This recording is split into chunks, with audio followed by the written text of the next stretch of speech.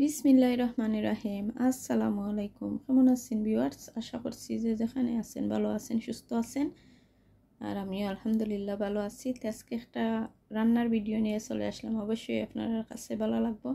তো এখানে শিম আর আলু একসাথে করে একটা তরকারি রান্না করব, আর কচুরমুখী দিয়ে একটা শুটকির শিরা বানিয়ে নিব বোয়াল মাছ দিয়ে।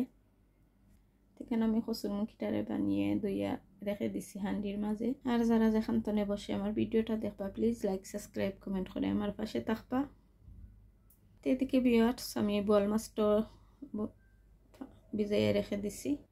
আর যারা নিয়মিত আমার পাশে আছেন লাইক সাবস্ক্রাইব কমেন্ট করে, আপনারা সবাই অসংখ্য ধন্যবাদ আর অনেক অনেক শুভকামনা ও দোয়া রইল আপনাদের। ঠিক আছে ভিউয়ার্স, আমি রান্নাটা বসাই দিই, আপনারা আমার সাথে থাকবা, দেখতে থাকবা। শুটকির কারির মাঝে লাল মরিচের পাউডার, হলদি পাউডার আর রসুন পেঁয়াজ দিয়ে নিলাম, আর লবণও দিয়ে নিছি। এখন আমি বসিয়ে দিলাম।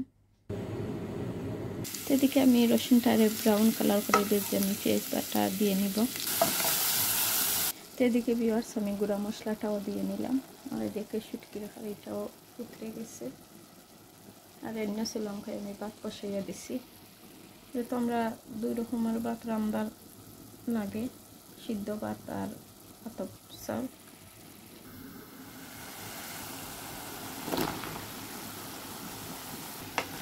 এদিকে সিসিঙ্গার শিম দিয়ে নিলাম। এদিকে আমি শুটকি শিরার মাঝে মাছটা দিয়ে নিলাম, যেহেতু আমি মাছটা ধুইয়ে রেখে দিছি। এদিকে ভিউয়ার্স অফ ক্যামেরায় আমি শুটকির পানিটাও দিয়ে নিছি, তো ক্যামেরাটা অন করতাম ভুলে গেছিলাম। এদিকে আমি মাছটা দিয়ে নিলাম ভিউয়ার্স। একটু মাছটা আমি বিরান করিয়া দিয়ে নিছি। মাছটা দিয়ে অল্প একটু জল দিয়ে নিলাম।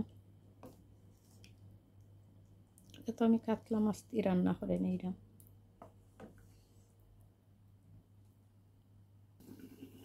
এদিকে ভিউয়ার্স আমি গার্ডেন থেকে ধনিয়া পাতা এনে ধনিয়া পাতাটা দিয়ে নিলাম। আর আজকে গরু কাঁচামরিচ নাই, কাঁচামরিচটা আমি দিতাম পারছি না তরকারির মাঝে।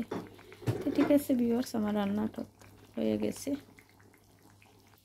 আর সবাই ভালো থাকবা, সুস্থ থাকবা, আর ভালোবাসা দিয়ে আমার পাশে থাকবা। আজকের মতন আমি ক্যামেরাটা অফ করে নিলাম। আর শুটকির শিরার মাঝে আমি একটু ঝুল রেখে দিলাম। তো এখন আমি সাইডে দিয়ে পড়ছে সব ক্লিন করে নিব। সবাই ভালো থাকবা, সুস্থ থাকবা, আমাদের জন্য দোয়া করবা। আপনাদের প্রতি রইল অনেক অনেক দোয়া, শুভকামনা। আল্লাহ হাফেজ, আসসালামু আলাইকুম।